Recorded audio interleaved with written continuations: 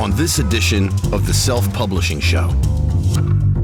Do you think at some point in the future John Milton might meet Atticus? No. Not even in passing, just as a kind of nod to the readers who read both series? No, those streams won't cross, that's for sure. They're definitely not. That sounds really boring then. Publishing is changing. No more gatekeepers. No more barriers. No one standing between you and your readers. Do you want to make a living from your writing? Join indie bestseller Mark Dawson and first-time author James Blatch as they shine a light on the secrets of self-publishing success. This is the Self-Publishing Show. There's never been a better time to be a writer. Hello and welcome. It's the Self-Publishing Show with me, James Blatch. And me, Mark Dawson. It's a Self-Publishing Show live today. We're going to be talking about the Self-Publishing Show live. We are, yes, and we're live now and talking about the live show. So absolutely, yes, it's Well, you and I are live, but when people listen to this, we're not dead. That's not the opposite of not recording live. We're recorded. Dead. Yeah, I mean, who knows? We might be, but hopefully not. Yes, look, we're going to be talking about the live conference we had in London. We're going to be talking about some exciting possible plans for next year. We'd like to get your feedback on that as a possibility. So we would like to move towards announcing dates and venues for next year. I know that I'll tell you what we will do. Before this episode goes out, and I'll give the URL, we will set up a waiting list page to get people. I know people are chomping at the bit. We're getting lots of emails saying, so we'll get a waiting list, first come, first serve type thing going. If you want to go to SPS Live, it'll be selfpublishingformula.com/SPS Live. And that will be somewhere you can sign up to register your interest in coming to the conference in 2024, but might not be in London. So that is something we'll talk about. We don't know that. We don't know. No, we're asking the question what you'd think about that. We'll talk about that in a minute. We do want to look back at the live conference. And of course, we're going to tell you about the sessions that are included, which is all of the sessions at the conference and bonus sessions in the digital version of the conference, which is now live. After a sort of mammoth series of Q&As that I did on Facebook. Yeah, you did very well. I was in Warsaw for one of the days, and I could see, I was keeping an eye on things, and see James was online for about 7 hours each day doing interviews live on Facebook, and really good. So that was very impressive. Zero effort from me, but James did all the work. So really, really impressive, and yes, really good sessions in there as well. It was fun. Okay, so. The conference itself took place in June, middle of June, in London at the South Bank Centre. So the South Bank is the kind of concrete jungle, I used to call it, but it's a really vibrant place now. In fact, it's really picked up in the last 10 years or so. There was a period, I think, after it was built when it became a bit of a back alley you wouldn't necessarily want to walk down, but now it's a throng of tourists. White elephant. Street. Yeah. I mean, the buildings themselves are controversial. I'm not a huge fan, but inside they're fantastic theatres. National Theatre's amazing. The Queen Elizabeth Hall, where we have our conference, is amazing. And it's really fun to be in there, especially if you get a chance to see backstage. Ask for a tour backstage if we go there next year, if we go there. So it's a good place to be. And we had reasonable weather apart from an absolutely torrential storm. Just as we opened, like for the half an hour before we opened, as people were arriving, it was the most torrential rain, like tropical rainstorm in London. But the rest of the time was lovely. And by the evening, when we had our party, thank goodness, we all spilled outside, which is a nice thing to do. And the conference itself, we always say we want sort of motivational, practical tips to come out with it. We started then on day one with a session from Bella Andre on translations. So translations is that classic money on the table issue, Mark, isn't it? We have these products, you've put a lot of time and effort into writing these books, and without translating them, they're not earning that. There's a market there of German language speakers and so on who are not reading them. So this is a route you have gone down. And when did you first translate? It wasn't that long ago, was it actually? 5 years, 6 years ago. But maybe that wasn't that long. Well, it's quite a long time. 6 years ago is it's in the indie space is basically between the Paleolithic times, so that word, it's a long time. Jurassic, yeah. So, I did it in Germany. I think I've probably got over 40 books in German now. And we've mentioned before that it's definitely worthwhile, and it would probably be. I think now it would be the thing I did before even audiobooks. I think that German is really not for every author, but for plenty of authors, it would be something that you'd be crazy not to do now. So, and some of it showed that I've got 4 books in the works in French. So doing the first 4 Miltons in French at the moment. So we'll see how that goes. And that was Bella basically inspiring me to do that, because she's done very well in German, obviously, but also in French and Spanish and Italian, I think. So yeah, I don't want to leave money on the table. I think those markets are becoming maturer now. I mean, Germany is a mature market. I think France, in terms of ebooks on Amazon, is becoming more viable. So I want to be there as that becomes more a way to sell books to readers in France. If that is now kind of coming on stream a little bit more, then I want to be there at the start. Yeah, I think France is a really interesting one, because traditionally France is a very French country, which is a really odd thing to say, but they buy French cars, they eat French products. Yes. They celebrate French culture. They're patriotic in that sense. Yeah. And that definitely has fed into culture as well. The French film industry is an amazing film industry. It's one of the most vibrant outside of Hollywood and probably the UK. But very French, again, sort of odd thing to say about France. Of course, it's French, but you know what I mean. But we had a French author on recently who packages up her books as if she's American, because there is now a growing number of readers. This is probably down to TickTock and social media, younger people who don't just want to read French culture. They probably do that, but they also want to read American and UK books. And so that is suddenly happening in France, probably to the chagrin of the older generation, but it's definitely happening. France is becoming a vibrant market. So Bella Andre is a romance author, though, Mark. So, you're expecting that what's happened for her will happen for thrillers, people like you and me in France. Yeah, I think it's definitely something that we should be thinking about. And, Bella is an expert in that. And when that was one of my favorite sessions, listening to Bella talk about that on stage and she was very frank about numbers and the amount of money that she's made and the cost of it as well, which was interesting. I think you could see some people, their jaws dropped open as she mentioned the money she's put down. But then, looking at the money she's made back the investment was worth it for her. Speculate to accumulate and all that. Yeah. So Bella went into a lot of detail in that session. It was 45 minutes of breaking it down and also showing process so that you can replicate that. She is actually doing an online course for us at the moment, to the early stages of that. But that session is available, of course, as part of the digital package. If you've not already watched it, please go and watch that. If you're not enrolled, you can enroll. You can get everything that we're going to talk about today and loads more for ridiculously cheap $99 at selfpublishingformula.com/digital. Okay, next session was Damon Courtney, Beginner Book Marketing, Building Your Book Funnel with BookFunnel. So BookFunnel is an organization that has obviously solved a problem for authors in trying to send out their free books in the old days using spreadsheets and emails, and it was very laborious and time consuming and slow for the reader. And now it's an instant automatic thing thanks to BookFunnel. But I'm always reminded by Damon when I talk to him and go to look at BookFunnel that it does a lot more than that now, and you can run a small publishing empire using BookFunnel. You can, yeah. So he's built on it on a very good idea to start with. He's built things on top of that since then, and BookFunnel for finding readers with kind of joint giveaways is a very popular way to use that service. And he handles delivery for having your own store. So I've done that a few times using PayHip to take the money, and then BookFunnel automatically sends out the book once the money's been received. So things like that, he's great, and audio as well doing that as well. So Damon is always worth listening to. Got a lot of experience now, and has I don't know, hundreds, probably thousands of authors use BookFunnel now. So he has his finger on the pulse when it comes to what's working, what isn't working. Yeah, and audiobooks, which you can upload to BookFunnel, and he will distribute them. They even have their own audiobook player. So I'm exclusive of my 2 audiobooks I've had done so far.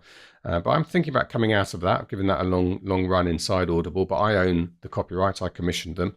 So that's, moving over to direct selling. I don't know if I've spoken in detail about our trip to Book Vault, but it's got my mind worrying about direct selling and setting up a more robust system. But having potentially my audiobooks distributed by BookFunnel is definitely an option. Yeah. You keep all that money to yourself. Those margins are much bigger. Then we had our panel on regional crime. Now you can talk about this because you were on it. Yeah, so regional crime is big genre right now in the UK in terms of the amount of readers. You just look at the top 100, there'll be a dozen probably regional crime stories in there. And I do that too with Atticus. Is a regional crime series set in Salisbury, but we had 4 other authors on stage with me and Jasper Joffrey doing the moderating, and lots of interesting discussions were had and some good questions that we answered, just as to why we took the commercial decision to write in that genre, or why we felt that was what we wanted to do, follow the muse. But yeah, interesting discussion with Jasper, who publishes quite a lot of successful regional crime authors. So it was a fun one to be on. Do you think it's regional crime as big in the States as it is in the UK? Well, I can't speak to kind of regional US regions. Whether you get kind of Florida mysteries, you probably do. Well, Carl Hyson is a good example of that. But I doubt that kind of the regional crime stories would sell as well in the US. You don't often see, kind of big selling like J.D. Kirk. You wouldn't see him high in the charts in the US, I don't think. Right. But that doesn't matter. I mean, it's still, you can still do exceptionally well in the UK. I mean, Atticus has been a really big success for me over the last 6 months, especially to the extent that I can see Atticus taking an equal standing with Milton in terms of once I've only got 3 books in that series, but they're selling really well. So if I had 10 books, I think that could be really, really good. So yeah, not necessarily selling as strongly outside the UK, but not really a problem. Yeah, they are hugely successful in the UK, and they often get converted into TV series, and we all love that. My wife and I always casting around for the next series to watch, and those regional detective miniseries, Happy Valley was the most recent one, are definitely we're drawn to them. Do you think at some point in the future John Milton might meet Atticus? No, they'll not even in passing, just as a kind of nod to the readers who read both series. No, those streams won't cross. That's for sure. They're definitely not. I thought about that. That sounds really boring. Then they could just. It doesn't have to be. Thematically, you don't have to change the tone of the book. They could just meet. Yeah, for me, it doesn't work that way. They're 2 distinct worlds, and I don't. There's no kind of linkage between the 2. So, but they're real world. There's plenty of kind of Easter eggs in the Milton books with other characters, but that's for me. That's as a writer, it's integral to me that those 2 have to remain separate and distinct. So no, it won't happen. Boo. Okay, so we then had a session on craft. This was going to be from Christina Stanley, but she had a nightmare. Planes, trains, and automobiles, a nightmare getting across. So she founded Fictionary, and this was the 5-step formula to perfecting a story. So it was a craft session delivered by Shane Miller on story structure. Always useful, always something we want to listen to. And if you want to hear the Christina version, it's part of our bonus content. We actually had a Q&A with Christina. So that's currently in the process of being added to the bonus content to the digital session as well. So hear from Christina herself, and we talked, I think Christina and Jenny Nash, I love talking to both of them. They talk very similar language, of course, because there's basically only one way to write, one way a story works, different ways of talking about it, but really useful session for all of us at whatever stage we are in our writing. The afternoon of day 1, Dave Chesson constructing the perfect Amazon sales page. And Dave's a great example of someone who's just dialed into one area of our work, the kind of metadata and Amazon side of things, and made it his own. That was a useful session, Mark. Did you see much of that? Yeah, I saw a piece of it, and I've seen some of the recording. And yeah, Dave's got a lot of experience now in looking at the kind of the data that underpins book listings on Amazon. So he's always worth listening to. And yeah, it's lovely to get him over from the States to come and do a session for us. Yeah, Dave is definitely worth listening to. A really good guy, and getting those details right. There's lots of margins in our business. You've got to get lots of details right to really get it as a frictionless episode as possible for a potential reader. And Dave is somebody to listen to on that. So really good 45 minutes again. of instruction on that. Then we had Craig Martell, Pearls of Wisdom from Craig Martell, What's Not to Love, of Craig, who's been there and done it, is one of the leaders in our industry, and always entertaining. Yeah, Craig, and I mean that went down really well. It's kind of a more motivational, and I think fairly kind of get out your own way session, which is sometimes you need to hear that, and delivered by an ex-Marine, always good. And I got lots of positive feedback as I was walking through the foyer after Craig's session. So that was a good one. Hooah! Is it hooah? That's what they say. Bless you. Thank you. Actually, talking of getting out of your own way and motivational session, Kate Pickford was up next, and she does talk about that. You Are the Mountain is one of her things. Kate has, again, a very strong line of wisdom of understanding and not being put off by the things that are difficult, which is, what happens to us. And I've got a friend just starting to write now, and, she's very down on herself about her stuff is just not good enough. She keeps saying, I'll keep writing, but it's rubbish. But we all think that, right? Ernest Hemingway thinks that, or thought that. And it's easy to give up. It's the easiest thing to do. But the best thing to do is to work out that this is a normal part of the process. Is when you start writing a first draft, however experienced you are, it can be poor, but you get there. And you get there by putting the graft in and rewriting and revising. I mean, I think a lot of experienced writers, and I would include you with this now, probably write a pretty neat first draft, but you are 40, 50 books into your writing career. Yeah, and to feel kind of unsure about the quality of your writing is completely normal. And I get that. Actually, weirdly enough, I just I sent the new Milton out to my advanced readers on Friday, and and I was thinking, this is the worst book I've ever written. It's rubbish. They'll hate it. And I've had about 15 of them come back saying, this is the best one you've ever written. So it's normal. I get it. Even after doing this for 10 years, I still feel that way. So don't worry about it. And Kate's session is it's a good antidote to those kinds of negative and completely understandable feelings. Did they love that scene where he finally met Attica? No, you're not doing that. No, I hated that. Okay, and now we had a less controversial session on artificial intelligence. So we had a discussion with Stuart Bache and Hannah Lynn and Dan Wood, where we just talked about AI for authors. And it is a very, very controversial subject. You were saying you've been looking through some of the discussions on social media, incredibly vitriolic. A lot of authors find themselves in the camp of simply against the whole idea of AI being involved in any way, shape or form in publishing. I think there's probably a minority who are gung-ho using it for writing, which is very controversial. And then there's a middle ground, and I would include myself in that, to be honest, where I see the tools in marketing, finding targets in Facebook, using ChatGPT for that, helping me with copy. I put my copy lines in there so you can give me variations on that, just bits of copy that go into ads, but not going any further than that in terms of writing. Personally, I like Midjourney. Stuart Bache talks very authoritatively about whether it's stealing images from people, and he thinks it's not because of the way it works. He's looked really closely into it, and actually built into Photoshop now is a level of AI filling, which is becoming normal anyway. So we have all of that going on, but that does not stop this being an incredibly hot topic and very controversial, and projects are springing up and then being burnt down by public opinion at the moment, aren't they? Yeah, it's we're not going to get into it here because we could talk about this for 2 hours basically, but it is, as we record this, there was a service called Prosecraft that was basically taken offline by its creators last night after a fairly vitriolic backlash on Twitter, standard for Twitter, I suppose, or X, whatever you want to call it now, whereby Zitter. Yeah, there was some.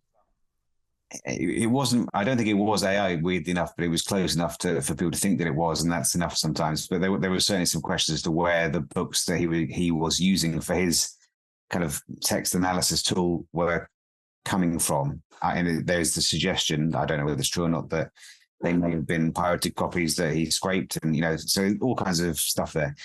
But the response was, even people just have this mindset about AI that.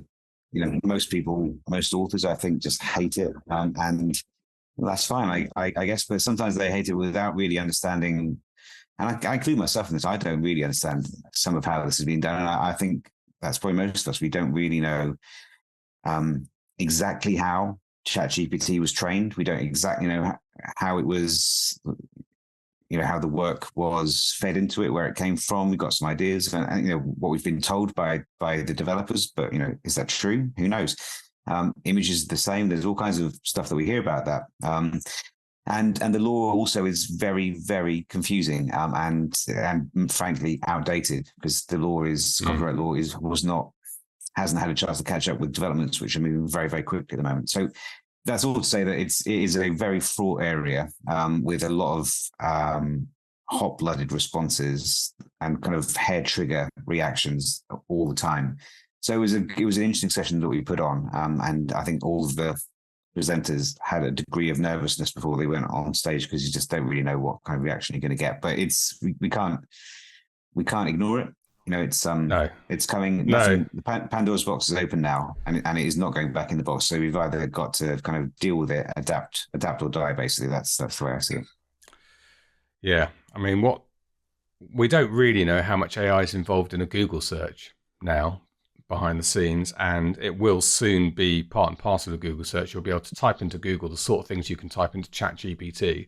That won't be that far away, and then it'll be being used by everybody around you. And if you're still saying, I'm never going to touch AI, you're going to find it increasingly difficult to actually live like that, I think. But so we will need to come to some sort of accommodation on it, but at the moment it's a raw subject for many. But there's a very good discussion. If you go and watch that, it's a 50-minute panel discussion. Stuart does some demonstrations. Hannah Lynn has written a book on the subject. Dan Wood is an authority on many aspects of publishing. So a really good discussion panel on AI for authors, help or hindrance. Okay, so that was the main day. All those sessions available on the digital version of the conference. And then we have 3 sessions added to that just for the digital conference side of things. One of those is an hour-long session called Digital Authors Toolkits, a website in an hour, done by Stuart Grant, too many Stuarts. And he uses the Wix platform and shows you how you can create a very professional-looking website in under an hour. And talking of AI, Wix have introduced an AI-based tool for authors. Actually, I don't know if it's live yet, but it's going to be live because Stuart's on the inside of that, where basically you can say, I'm a thriller writer, I want a red color palette, and it does the design for you and just hands it to you, and then you tweak it. And that's either available now, available soon. So Stuart's all over that. There's a session from BookBub on how to promote any book with BookBub ads. Hello, Mads. And that's Mark's tea arriving, I guess, or coffee. He's even got his own mug. Coffee. Coffee, of course. BookBub have done 2 sessions that go into the digital conference, how to promote any book with BookBub ads. And Steve Higgs has made Making Millions with Marketing. So Steve is a dynamo in self-publishing, and he tackles and gets hold of almost every new thing in publishing and makes it work for him. So it's a bit of an all-rounder session there, a bit of a motivational session. So they are part of the bonus content. And in addition, will be appearing in the next week or so will be the Q&As with BookBub, among others, where we deep dive into some of those areas. And you got to ask your questions directly to BookBub, and we answered them in our Amazon Lives, our Facebook Lives, I should say, yesterday. Okay, we're halfway through, and we are on to day 2. We're going to have a quick mention of what was there and what you can expect if you sign up to the digital conference.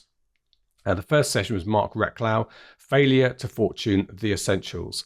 So Mark was a big hit at our conference last year, and he's another dynamo, but he's somebody I think who has this ability to cut through the BS and basically say, this is why you're successful. And if ever there's someone who illustrates there's no magic fairy dust about this, it's what you do that gives the results. It's Mark Recklow's talk, right? Yeah, absolutely. So yeah, Mark is great. We love Mark. He's a lovely guy and a really good speaker. And again, I deliberately programmed him this year because I wanted people to kind of feel infused after they finished listening to him, his talk. And I think, again, the comments I got in the foyer afterwards, he was extremely well received. So, this is definitely one. If you're feeling you need a little bit of momentum, a bit of a pat on the back, then this will be one session that you should probably schedule first of all. Yeah. Next up, it was you, Mark, with Orna Ross talking about the big indie author data drop, insights to independent author income and growth. And this was on the back of a traditionally published-led survey that was very doom and gloom about author earnings. There's never been a worse time to be a writer. Whereas we advocate there's never been a better time to be a writer. And so we set out to do a bigger survey that included the indie population, and the results were, as we predicted, different. Yeah, exactly. So money is going down for trad authors and going up for indie authors. We knew that would be what we found, and we didn't prejudge it. It was independently administered by independently analysed by the same company or the same academics that looked at the Society of Authors survey. But yeah, Jordan and I just took the opportunity to go on stage and just talk about the headline findings. And it's interesting. We kind of we pushed it out to press contacts, hoping that we might be able to get the same kind of coverage that the first survey got, and we didn't get anywhere near it. They're just not interested. It's so weird. And it's one of those things. I should be inured to this by now, but I don't know whether it's just because it's not bad news. Bad news sells newspapers, maybe, or they still, after 10 years of being slapped around the face by authors like me saying that there's another way, they just don't seem interested. And I don't care. It's annoying, but one of those things, get used to it. But the takeaway from this session is that if you're feeling doubtful that you've made the wrong choice, or that you kind of secretly wish you were traditionally published, you should definitely have a look at this session, because you should, if you analyze it, if you listen dispassionately with an open mind, you will go away, I think, feeling a lot better about the decision that you've made. As I've said before, being turned down for my third book was probably the best thing that ever happened to me, because I don't think we'd be doing this podcast now if I was still traditionally published. I probably would have a second job. I couldn't afford to live off being an author. Whereas the way that I've chosen to do it is it's just amazing. So it's a good session. It is frustrating, isn't it, how the indie world is still sort of in the shadows. I don't really understand quite why it's not looked at as being as vibrant and rock and rollish as it actually is. It's a hugely exciting, dynamic world. But I tell you what is happening is that organizations that have operated in the traditional published space for a while, and we visited Book Vault, I mentioned a couple of weeks ago, are switching their attention and their focus to the indie world rapidly, and more organizations are doing that. The guy I interviewed last night, who's coming up on our podcast soon, runs a service, and he's now completely thinking I've been overlooking the indie space. It's where it's happening. But it's still not got the leeway. I interviewed Lloyd Richards Devereux yesterday, an interview coming up, him and his daughter. His daughter did a TickTock on him. He wrote one book 11 years ago, published by Thomas and Mercer, eventually got Thomas and Mercer to publish it, but it didn't do very well, did nothing, had no sales in January this year, although that is 10 years later, to be fair. But he wrote the sequel, and his daughter made a little TikTok of 16 seconds long saying how proud she was of him, that he hadn't given up his dream, and he writes because he loves writing and he wants to tell this story. And that TikTok got 50 million views, went absolutely viral. Everyone bought his book. He was number one in the store, the overall store, for a month this year. It was in all the newspapers. It was on every TV show going in America and even in the UK. During that time, they very kindly came on the podcast and interviewed them.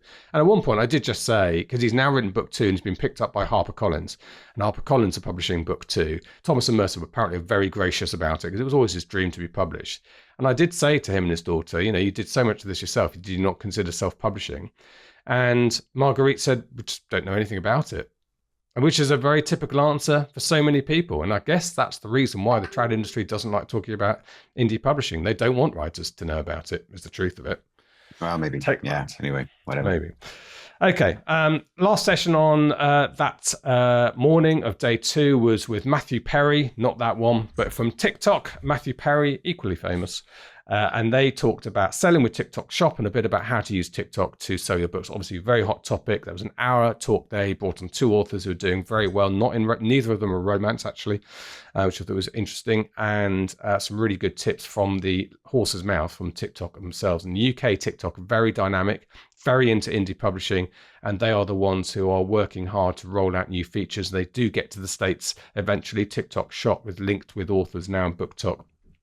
You can list your books in the UK and sell them directly on your TikToks with a link which I'm doing actually, but it will be rolled out in the US soon, I'm sure. Yeah, that was the end of the first morning of day 2, and the last afternoon of the conference. We had 3 sessions, starting with Britt Andrews, Building a Fandom. And Britt came on for another live Q&A as part of the digital release sessions. That will be included in the bonus. Always fun to talk to her. And she talks in practical terms about running Facebook groups and liaising with your readers and how to turn your fans into super fans and so on. It's been so important for her and her publishing building. But in her own right, I think is an inspirational character. Yeah, she's done. I heard some of the story. I listened to her presentation in the hall, and some of the things that I didn't know about her, and there were a few. I think there's a few people kind of with slightly damp eyes at a certain point. So Britt's story is really cool, and we're very pleased to play a tiny part in that. But she's successful because she writes great books and she knows how to foster her fandom. And I'm very impressed with what she's done, and she's lovely. So it's been a privilege to watch her go from nothing to go to a significant, very, very significant career as an author. Yeah, we're particularly proud at SPF for 2 reasons. One is that she's a foundation winner, our charitable arm that funds authors who are facing hardship but are good writers. And secondly, she attributes Ads for Authors course for her success. And on that note, the Ads for Authors course will be open for enrollment mid-September if you want to try and emulate Britt. And she's doing fantastically well. She is a superstar. We love her. Then we had Meet the Kindle Storyteller winners. So the Kindle Storyteller Award is run in the UK. I don't think there's an American equivalent that I've seen, but it's you can enter it when you publish your book in a certain time of year for some reason, kind of spring to end of August. Right now, actually, I think it's open at the moment. So if you publish a book at this period, you can change one of your keywords to this the Kindle Storyteller hashtag type thing, and you get automatically entered, and they shortlist it. You've been a judge in the past, Mark, and we had a panel of the winners of this award. How do you judge them? How do you decide? Just whether you like the book? Yeah, it's completely on the books, which was our favorite book, simple as that. So Darren from Amazon moderated that panel, and so we had, I think, all of them, all by one. I can't remember, but certainly all, if not all of them, then almost all. And just to see where they've gone since winning the prize. And winning the prize is pretty cool. It's, I think, £20,000. And a deal with Thomas and Mercer potentially. I don't know, but yeah, it's a pretty good prize. And people like Hannah Lynn coming back on stage, David Ledbetter, and Ian Sainsbury, or people like that coming back and telling us about the things that have happened to them since they won the prize. It's always nice to kind of catch up with their success and see what they're doing now.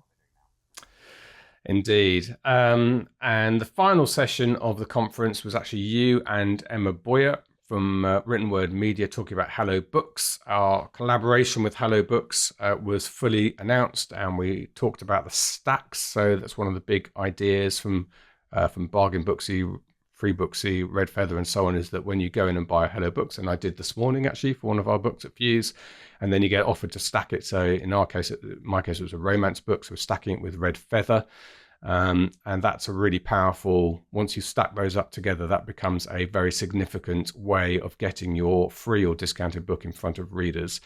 And we're happy to announce that. And there's been another announcement actually this week, in that Hello Books is now has a second run a week. So a Tuesday, we've sold out on availability. Romance completely sold out. But now with Tuesday, you can get a free romance slot, I think, in August, and you can get, as of this morning, 99p in September. So they're still selling out quickly, but there are new slots available. They're selling fast. So as we record this, that might be true, but by Friday when it goes out, it might not be true. So it is. Yeah, that's true. We've been waiting a while to make sure that the reader audience was sufficient to kind of make it worthwhile for authors to put a deal out on a Tuesday, and we think it is now. We've done some tests. It looks fairly robust. Yeah, it's cool. So Tuesday and Friday now, and when we think, as we're investing everything in building the reader audience, and as that gets bigger, we'll open a third date. But for now, for the next few months, we'll have Tuesdays and Fridays. So it's pretty exciting. Yeah, and a couple of quick things on Hello Books. I get asked occasionally, is it a separate audience now that it's with Bargain Books? You're going to the same audience. It is a completely separate audience. They are walled off between each other, and we build the Hello Books audience. It's something that Mark and I do, so that's being built separately from whatever ecosystem they have building an audience for Bargain Booksy. And the second thing to say is that Hello Books, I think, has always punched above its weight. Even when the reader list was quite small in the early days, we always got good feedback from people. And Mark and I keep a careful tab on that now that we've merged with Hello Books. And the feedback is still very, very strong. If anything, it's got better.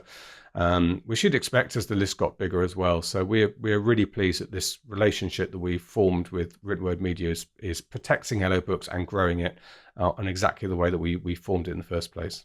Yeah, exactly. No, they're great. Great team. We're very happy to work with them.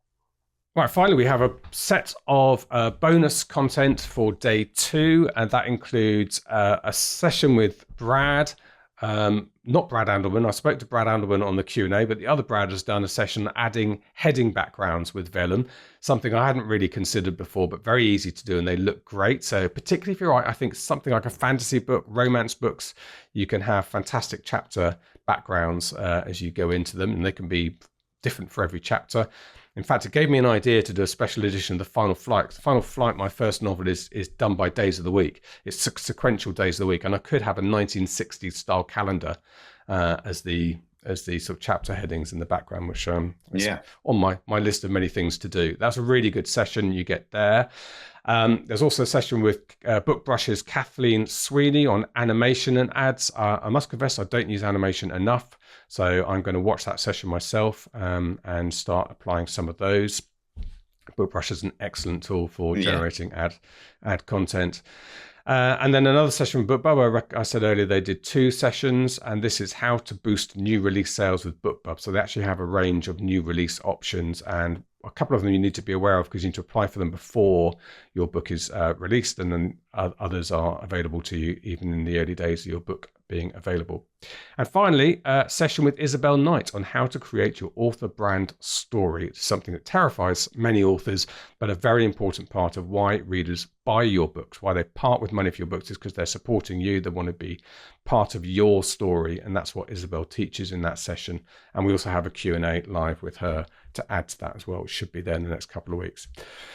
Right, so that's everything available to you on the digital package. That is the digital conference, includes all the live conference stuff and all that bonus content. If you go to selfpublishingformula.com/digital to access that, very, very well worth it. If you only spend $99 this year on something, spend it on all that content, because there's stuff in there that'll keep you going for months and make a big improvement to the way that you market your books. I feel like I've been talking a lot this week. Yeah, we're talking a lot. That's true. Yes. So it's really good. And the content is very highly produced. Looks really super pro. Very great camera angles, multiple camera angles. Excellent sound. It's something that we spend quite a lot of money to make sure that it's as good as we can make it. So hopefully if you grab that, you'll see exactly what I'm talking about. So definitely take a look at that. Now, our last thing to say is what's happening with 2024, which is the most asked question at the moment. Are you going to do a conference next year? I think the answer to that is a fairly firm yes. We haven't signed any contracts yet, but yes, we want to do the self-publishing show live in 2024. We are considering a change of venue, a significant change of venue. So we've had the South Bank Centre for 3 years. We love it. It's a big venue. It's very prestigious. But there's a lot to be said for moving to a destination place like Cambridge. So Cambridge is the place we've been looking at in the UK. And yesterday I spent all day with Catherine going through colleges and venues, the Corn Exchange, hotels, how it's going to look, what the feasibility of moving the conference there is. So Cambridge is about 55 minutes on the train from London to the north. You can get to it from the south. You can get to it from the north via Peterborough, and I think via somewhere like York. I think you take a branch off and it goes to Cambridge. So it is accessible, but not as accessible as London, which is like all roads lead to London in the UK. There won't be as many hotels, but they should be cheaper. London hotel prices are cripplingly expensive, and they certainly were in June when we hold our conference. It's likely to be early July rather than late June next year, but that is up in the air, and at this stage, we've done as much as we can in terms of feasibility, and we know it's feasible that we can move it there. I'm quite excited about it because I do like Cambridge, but it's your view that counts more than mine. So Mark has actually created a survey. You should be able to find it in our Facebook group. It'll be a pinned post at the top asking you how you would feel about a change of venue for the Self-Publishing Show Live in summer 2024. Would you be happy to go to Cambridge, do a bit of punting, see the old world medieval cottages, very Hogwarts there, or would you ultimately prefer it for the convenience and its location, its prestigious nature in London? Handing over to you. So we'll let that run for a couple of weeks or so, and then we'll take stock and make a decision about what we're going to do for next year. But in the meantime, if you want to sign up, get yourself on the shortlist and make sure you are guaranteed a place when we do release tickets in the autumn. You can go to selfpublishingformula.com/SPS Live. Yeah, so we'll. I'll get that survey will be up as we record this, so it should be ready for Friday. Yeah, interesting to see what people think. So we haven't really made our mind up yet, but we will see. But if people are very, very categorical one way or the other, that would definitely help. So yes, we'll take a look at that. Okay, right, that's it. Thank you very much indeed to the team, to Catherine and Tom and Stuart and Melanie, everyone else who helps put this podcast together. And thank you, Mark. And thank you to our interviewee. That was me, I guess. No, you were an interview. I didn't have one. And that's it. All that remains for me to say. This is a goodbye from him. Yeah, goodbye from me. Goodbye. Goodbye. Get show notes, the podcast archive, and free resources to boost your writing career at selfpublishingshow.com. Join our thriving Facebook group at selfpublishingshow.com/Facebook. Support the show at patreon.com/self-publishing show. And join us next week for more help and inspiration so that you can make your mark as a successful indie author. Publishing is changing, so get your words into the world and join the revolution with the Self-Publishing Show.